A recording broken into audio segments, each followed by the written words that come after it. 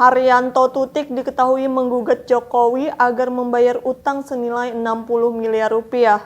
Haryanto adalah seorang warga Padang, Sumatera Barat yang merupakan anak kandung Lim Chian Poang.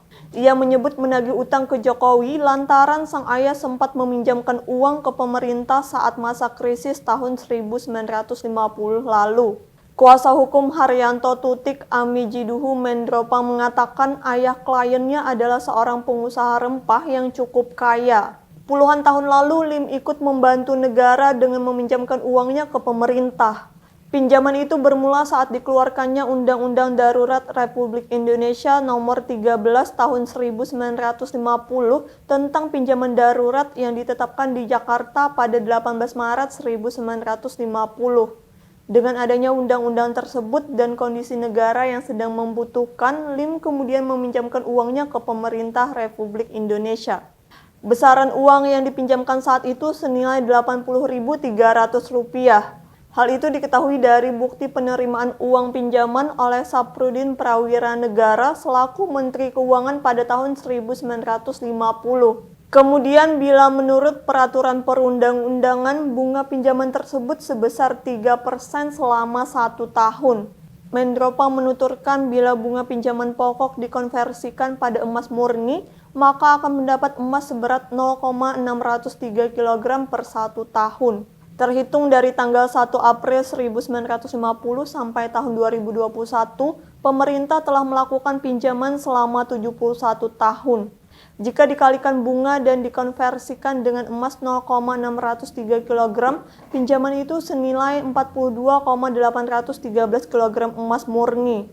Namun jika diuangkan, pinjaman pemerintah Indonesia kepada Lim mencapai 60 miliar rupiah. Setelah proses peminjaman dilakukan, Lim belum sempat mengambil bunga maupun pinjaman pokoknya. Selain karena peduli dengan kondisi pemerintah yang kesulitan uang, saat itu Lim juga mulai sakit-sakitan hingga meninggal pada tahun 2011.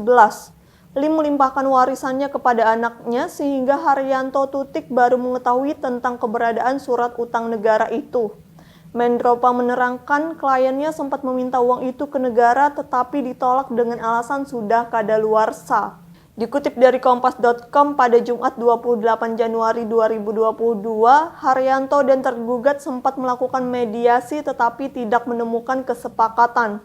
Tergugat yakni Presiden Jokowi sebagai tergugat 1 dan Menteri Keuangan sebagai tergugat 2 serta DPR RI sebagai tergugat 3 tidak bersedia membayar utang tersebut.